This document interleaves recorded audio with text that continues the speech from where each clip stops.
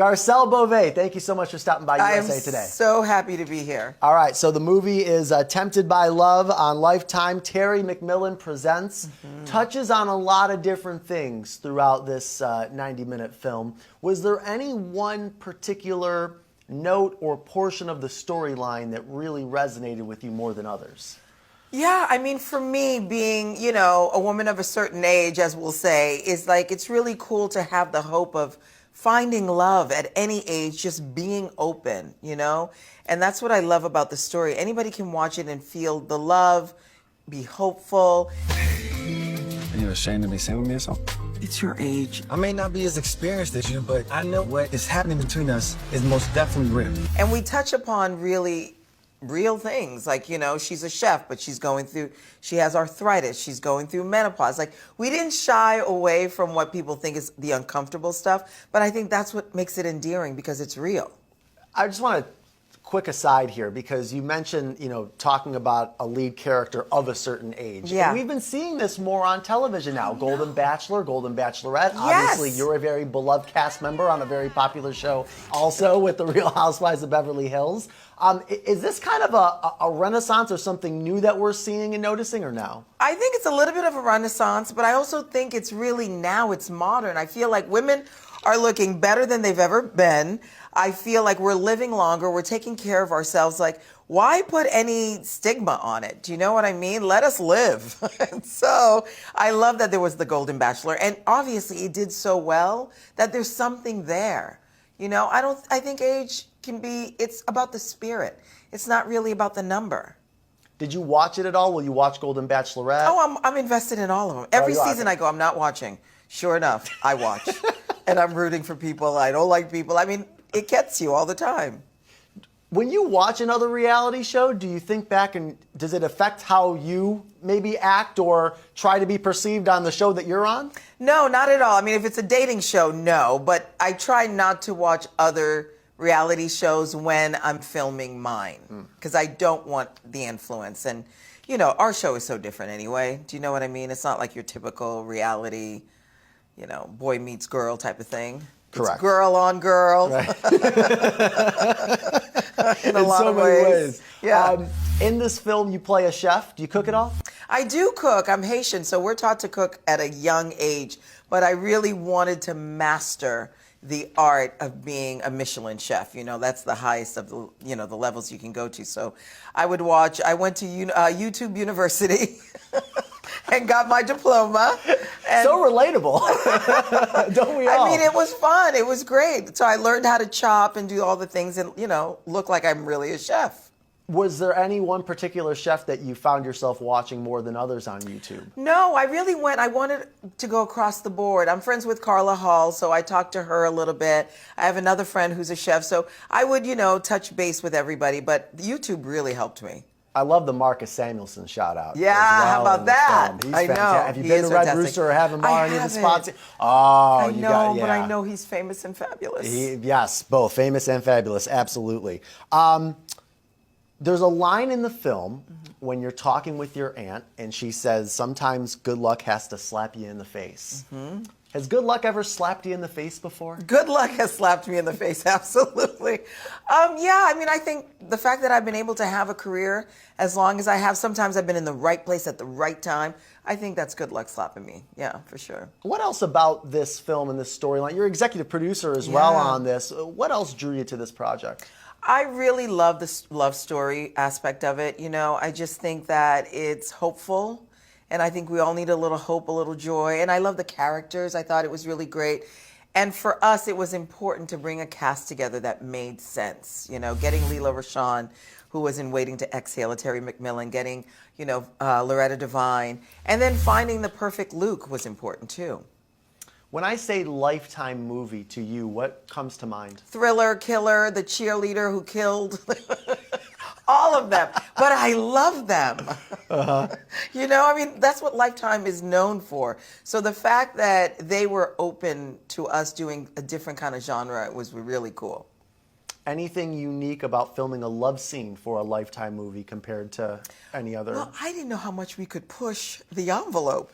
And at one point, my character is undoing his pants buckle. And I actually say, even in the dailies, I'm like, can we do this for Lifetime? Because it just felt too racy. It didn't end up making it in the movie, but I think we pushed the envelope, and it was steamy and grown and sexy. Love scenes, YouTube University. Sounds like you had a lot of fun making this. I did. We had the best time. We had the best crew, the best cast. We were in Atlanta, and this was the longest time I had spent in Atlanta, and I really found, like, I like it a lot. Do you reach out to any of your fellow Bravo, maybe like the Real Housewives of I Atlanta? saw Nene while I was there. You did? I did, and I saw Dr. Jackie as well. From Married to Medicine. Did you get to have like drinks or dinner or just a quick hello? Just a quick hello, because we were moving, and I was actually also executive producing another project for Lifetime called Abducted by an HBCU. We were shooting simultaneously, so when I was off from Tempted by Love, I was on the other set overseeing everything. So it was a busy time. Those are two of the three that you've signed on for recently, Yes. BEPs up, Yeah. correct? And then you have a third. We have a third one. We're working on the script right now. Oh, okay. So that's a Yeah. little bit down the line Yeah, still. for sure. I need a break. You sound very busy. It's right really now. fun. I'm enjoying my life. This is the best time in my life, honestly. I'm the chef. I hope you enjoy the house. Thank you, Chef. We can tag team him. Anytime you want. We have season 14 coming up of The Real Housewives of Beverly Hills. What can you tell me about this upcoming season? Juicy, explosive, honestly. Different friendships, different allies, people who you thought were really tight, maybe not so tight anymore. I mean, it's really good. How have your relationships evolved with your different castmates over time? I think for me and Sutton have gotten really closer, which we were already close. But Kyle and I are finding a really good, space for us, which is nice. Because I felt like we were always on the surface. It was about the bags, how the kids, and I think now we were able to connect a little more this season. I worked with Kyle once. I hosted a couple Q&As with her. We did like a little mini Mohegan Sun tour, like Connecticut, and then the other properties they own. And it really struck me how much of just a normal person she... Absolutely. Right? Like, is that... Absolutely. She loves her family. She loves going to Aspen. The only thing that makes her not normal, she loves Birkins. Right. And not a lot of people can afford that. But she is a normal girl and loves her family. It's really sweet. How's the new castmate? Good. Bose is good. She's dynamic. We have Jennifer Tilly, who's a lot of fun. Kathy Hilton comes back, and she is Kathy Hilton to the fullest. How long do you think you want to do it for? That's the $1 million question. I don't know. I mean, right now I'm having fun. When I stop having fun, that'll probably be the end for me.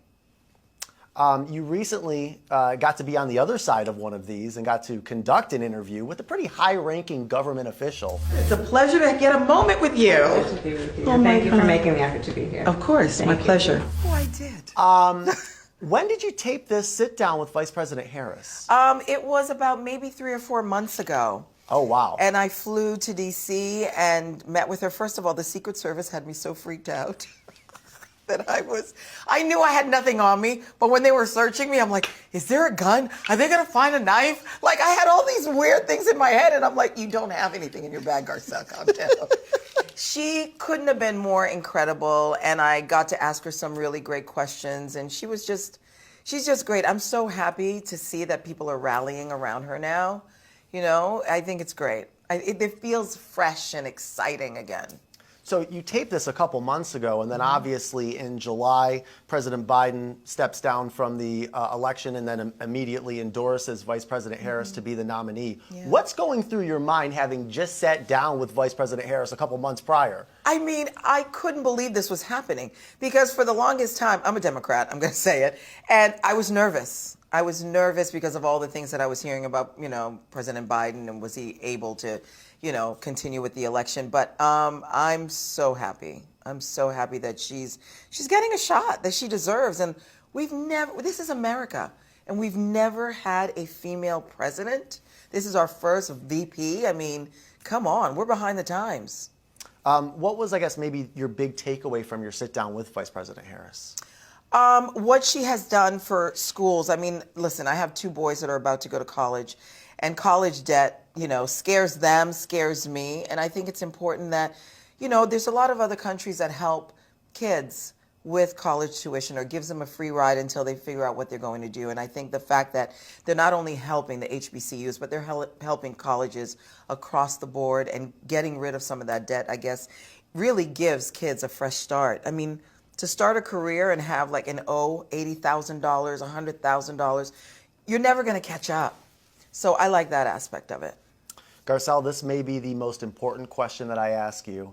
Are you having a brat summer? I guess I am. I didn't even know what it was. Who told you? How'd you, did you find that out on YouTube University? I should have. TikTok. There you go. I had no idea what that was, but I guess I am. I love it.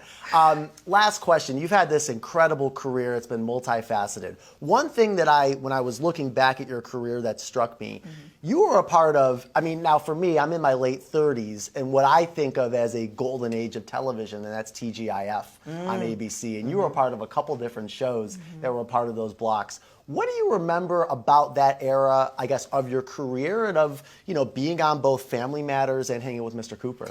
I mean, they were legendary shows, even though at the time we were shooting, we didn't know. I mean, that was the beginning of my career, getting parts here and parts there. And then now looking back, and those shows are iconic and they're legendary. I mean, it's just right time at the right place. I mean, really, Good Luck slapped you in the face maybe a little bit there too, It right? sure did. Way to come back. I like it.